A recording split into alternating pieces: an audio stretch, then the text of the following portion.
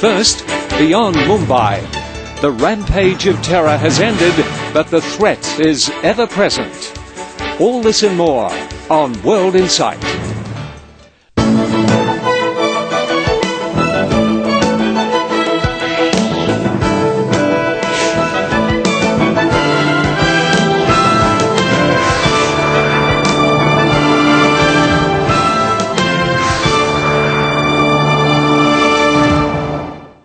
This is World Insight. I'm James Chow, and stay with us for 30 minutes of all the latest in news analysis. Let's go straight to our top story. Last week, India experienced what some people are already calling its 9/11. The 60-hour siege launched by 10 gunmen killed nearly 200 people and wounded hundreds more. The nightmare has come to an end, but the pains and scars are still very fresh. How could so few militants be able to wreak so much damage? The question is not just for India, but for the entire international fight against terrorism. Mumbai is trying to heal.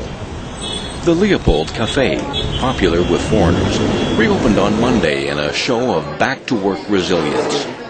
For many, the only way to come through the trauma is to face it bravely. Let me pour to my first customer over here, my fan. Cheers! Cheers! Cheers! But the wounds are still fresh, and so are the memories. On November the 26th, 10 young men armed with rifles and grenades paralyzed this city of 18 million and turned its postcard icons into battlefields. 2 luxury hotels, a hospital, a railway station, a Jewish center, and a famous restaurant were devastated in the 3-day bloodbath. At least 170 were killed and 300 wounded. Among the dead were 18 foreigners. Grief has spread across the city. But now, in the aftermath, what's even stronger is the public anger. The assault has left a shaken population, shorn of confidence that its leaders can keep them safe. We are just trying to ask just one question. What is the action the government has taken? Why is the systems not in place? What is it that went wrong?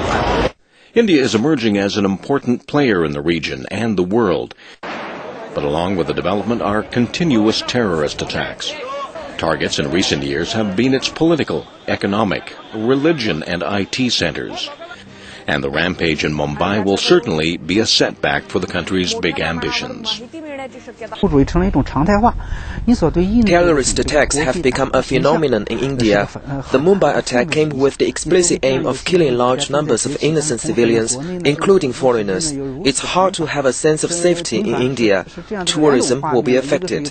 People will hesitate to do business there. This will undoubtedly hurt India's international image. A Muslim group calling itself the Deccan Mujahideen, a name suggesting origins inside India, has claimed responsibility for the attacks. But Indian officials say the only surviving gunman captured after the attack was from Pakistan. Pakistan denied the charge. Pakistan has nothing to do with this incident. We are already the victim of terrorism and extremism. In September, a massive truck bomb devastated the heavily guarded Marriott Hotel in Islamabad, killing over 50 people and injuring at least 100. Pakistan civilian leadership, including new President Asif Ali Zardari, said it's committed to battling terrorism. In an unprecedented move, Zardari called the Kashmir militants terrorists. This has provoked outrage among the extremists. The terrorists are mainly based in tribal regions in Pakistan and Afghanistan. As the big South Asian nation, which also has close ties with Western powers, India naturally became their target. Attacking India can strain the India-Pakistan relations and thus divert Pakistan from its war on terror. Indeed, bilateral relations had begun to show signs of improvement. In October, Singh called for a normalization of ties, and the two countries reopened trade routes Mir. But the latest attacks are likely to hinder the peace process, which the U.S. does not want to see. On Wednesday, U.S. Secretary of State Condoleezza Rice visited India to mediate. I have said that Pakistan needs to act with resolve and urgency and cooperate fully and transparently. That message has been delivered and will be delivered to Pakistan. Pakistan agreed to cooperate, but also threatened to move 100,000 soldiers to the border with India if the situation worsens. In 2001, the terror attack on the Indian parliament brought the two countries to the brink of war. South Asia is at the front line of the U.S.-led fight against Al-Qaeda and the Taliban. If India and Pakistan really fall into crisis, that would be a heavy blow to the campaign. 7 years ago, the September 11th attacks in New York started the global war on terror.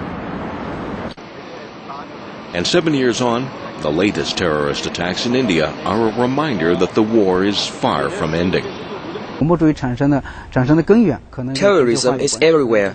The root cause may be linked with globalization, in which some people are alienated and use extreme means to unleash their hatred. The international community have fought terrorism for so many years, but the fruits are limited. The reasons are simple. Military action is not enough. What's more important is to balance social and economic development.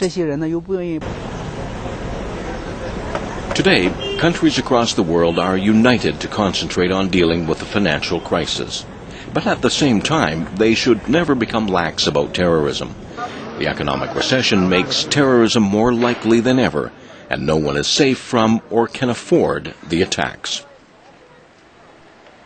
The Mumbai attack is more than a tragedy. It must serve as a warning and a turning point in the way the world deals with terror.